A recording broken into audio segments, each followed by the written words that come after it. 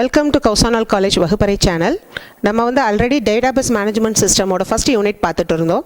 அதில் ஏற்கனவே 4 பார்ட் நம்ம பார்த்துருக்கோம். இன்றைக்கி நம்ம பார்க்க போகிறது ஃபர்ஸ்ட் யூனிட்டோட லாஸ்ட் பார்ட். இன்றைக்கி நம்ம கிளாஸில் பார்க்கலாம்.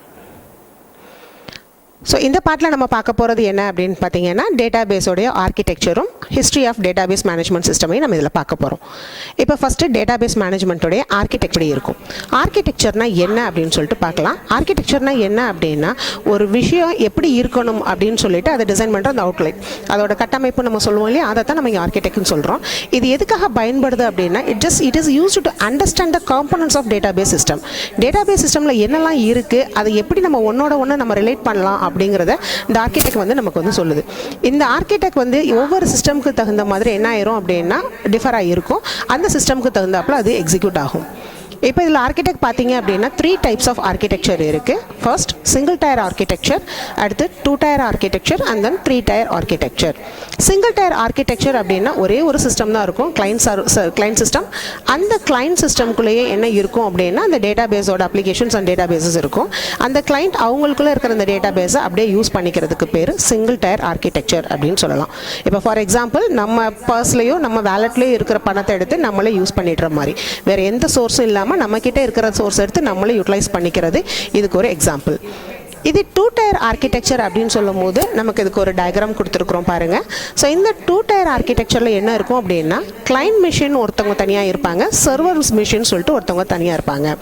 இந்த கிளைண்ட் மிஷினில் யார் இருப்பா அப்படின்னா கிளைண்ட் அவர், அதாவது டேட்டாபேஸோடைய யூசர். அந்த டேட்டாபேஸ்க்கு அவங்க யூஸ் பண்ணுறதுக்கான அப்ளிகேஷன்ஸ் அவங்க இருக்கும். அவங்க என்ன பண்ணுவாங்க அப்படின்னா அவங்களுக்கு வேணுங்கிற ரெக்வஸ்ட்டை, வேணுங்கிற குவரிஸை சர்வருக்கு என்ன பண்ணுவாங்கன்னா அவங்க வந்து ஒரு குவரியை அனுப்புவாங்க. சர்வர் அதை வந்து through the network they will send. அந்த சர்வர் என்ன பண்ணுவாங்க அப்படின்னா அந்த கிளைண்ட்டோட ரெக்வஸ்ட்டை எடுத்து அக்செப்ட் பண்ணி அதுக்கு அவங்க ரெஸ்பாண்ட் பண்ணுவாங்க. அந்த ரெஸ்பான்ஸை வச்சு தான் என்ன பண்ணுவாங்க அப்படின்னா அந்த கிளைண்ட்னால ஒர்க் பண்ண முடியும். இந்த கனெக்ஷனை எஸ்டாப்ளிஷ் பண்ணுறதுக்கு நமக்கு என்ன தேவை அப்படின்னா ஜேடிபிசி இல்லைன்னா ஓடிபிசி வந்து நமக்கு தேவை. இந்த ஜேடிபிசி அப்படிங்கிறது ஜாவா டேட்டாபேஸ் கனெக்டிவிட்டி, ஓடிபிசி அப்படிங்கிறது open database connectivity. So through this interface மூலமாக தான் நம்ம என்ன பண்ணுறோம் அப்படின்னா நம்ம டேட்டாபேஸ் யூசரை வந்து கிளைண்ட் சர்வர்லேருந்து சர்வர் சிஸ்டமோட கனெக்ட் பண்ணுறோம்.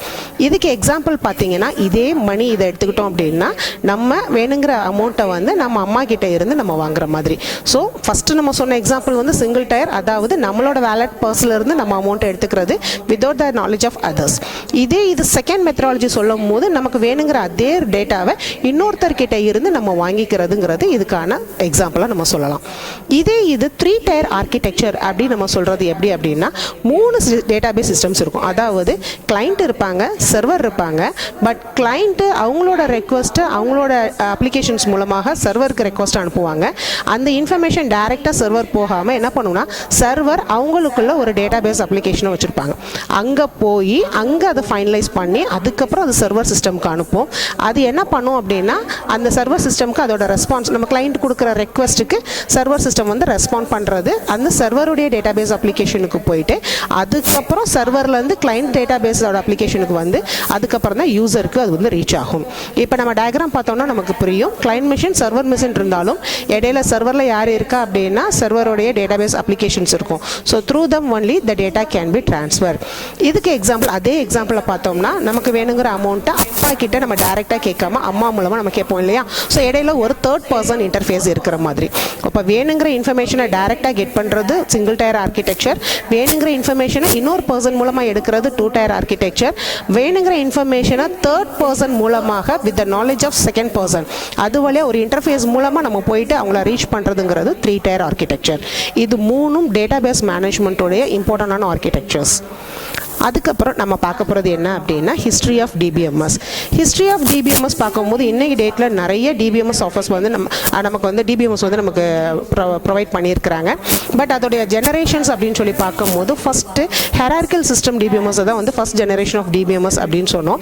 இதை யார் வந்து டிசைன் பண்ணாங்க அப்படின்னா கொடாசல் சிஸ்டம்ஸ் வந்து 1960s வந்து இதை வந்து டிசைன் பண்ணியிருக்கிறாங்க. அதுக்கப்புறம் செகண்ட் ஜெனரேஷன் ஆஃப் சிஸ்டம்ங்கிறது ரிலேஷனல் மாடல் சிஸ்டம்னு சொல்கிறோம். இதை இஎஃப் கோட், டாக்டர் இஎஃப் கோட்ங்கிற அப்படிங்கிறவர் 1970s அந்த ரேஞ்சில் வந்து இதை டிசைன் பண்ணியிருக்கிறாங்க. அதுக்கப்புறம் தேர்ட் ஜெனரேஷன் டிபிஎம்எஸ் அப்படிங்கிறது ஆப்ஜெக்ட் ரிலேஷனல் டிபிஎம்எஸ். இது வந்து தேர்ட் ஜெனரேஷன் டிபிஎம்எஸ். இப்போ இதுக்கப்புறம் பார்த்தீங்கன்னா இது ஒரு எவாலுவேஷன், இந்த டிபிஎம்எஸ் உடைய ஹிஸ்ட்ரியோட எவாலுவேஷனை நம்ம மொத்தமாக இயர் வைஸாக போட்டாச்சு. ஸோ இந்த இயர்ஸில் பார்த்தோம் அப்படின்னா 1960s சார்லஸ் பஷ்மன்கிறவங்க டிபிஎம்எஸை வந்து ஃபஸ்ட்டு டிசைன் பண்ணது. அதுக்கப்புறம் 70s கோட் இன்ட்ரடியூஸ் பண்ணது. அண்ட் தென் 76 பீட்டர் செங்கிறவங்க வந்து ஐஆர் மாடலுக்காக இதை இன்ட்ரடியூஸ் பண்ணாங்க. அதுக்கப்புறம் 80s ரிலேஷனல் மாடலை டிசைன் பண்ணாங்க. 85 ஆப்ஜெக்ட் ஓரியன்டட் டிபிஎம்எஸ் டெவலப் பண்ணாங்க. அண்ட் 90s அதுக்கப்புறம் என்ன ஆக ஆரம்பிச்சிச்சு அப்படின்னா ஆப்ஜெக்ட் ஓரியன்டட்ல ரிலேஷனல் டேட்டாபேஸ் நம்ம இன்ட்ரடியூஸ் பண்ண ஆரம்பித்தோம். And then 91 onwards Microsoft MS access இந்த மாதிரி டிபிஎம்எஸ் அவங்க வந்து என்ன பண்ண ஆரம்பிச்சாங்கன்னா இஷ்யூ பண்ண ஆரம்பிச்சாங்க. 95க்கு அப்புறம் ஃபர்ஸ்ட் இன்டர்நெட் டிபிஎம்எஸ் அப்ளிகேஷன்ஸ் வந்து நமக்கு மார்க்கெட்டுக்கு வர ஆரம்பிச்சது. அண்ட் தென் 97க்கு அப்புறம் எக்ஸ்எம்எல் சப்ளை டிபிஎம்எஸ் எல்லாமே நமக்கு என்ன ஆரம்பிச்சிச்சுன்னா மார்க்கெட்டுக்கு வந்து நமக்கு வர ஆரம்பிச்சது. ஓகேவா? ஸோ இன்றைக்கி நம்ம நிறைய டிபிஎம்எஸ் நம்ம வந்து யூஸ் பண்ணிட்டு இருக்கிறோம். அதில் சில இம்பார்ட்டன்ட் டிபிஎம்எஸ் இதை வந்து நான் இங்கே கோட் பண்ணியிருக்கிறேன். அதாவது மைக்ரோசாஃப்ட் ஆக்சஸ், ஆரக்கிள், போஸ்ட்கிரிஎஸ்கியூஎல், டிபேஸ், அதுக்கப்புறம் நிறைய மேங்கோ, இது மாதிரி நிறைய இருக்குது டிபிஎம்எஸ். ஸோ அதில் ஒரு சிலதை மட்டும் நான் என்ன பண்ணியிருக்கிறேன் அப்படின்னா இங்கே ஹைலைட் பண்ணியிருக்கிறேன். ஸோ இன்றைக்கி நம்ம கிளாஸில் வந்து 2 இம்பார்ட்டண்டான கான்செப்ட் பார்த்துருக்குறோம். ஒன்று டேட்டாபேஸோடைய ஆர்கிடெக்சர் எப்படி இருக்கும், 3 tier architecture is very very very important.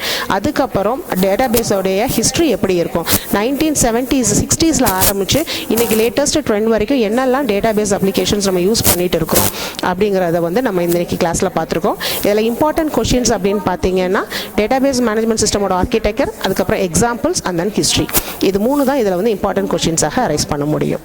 ஏதாவது டவுட்ஸ் இருந்துச்சுன்னா கமெண்ட் பட்டன்ஸில் கமெண்ட் பண்ணுங்கள். தேங்க்யூ.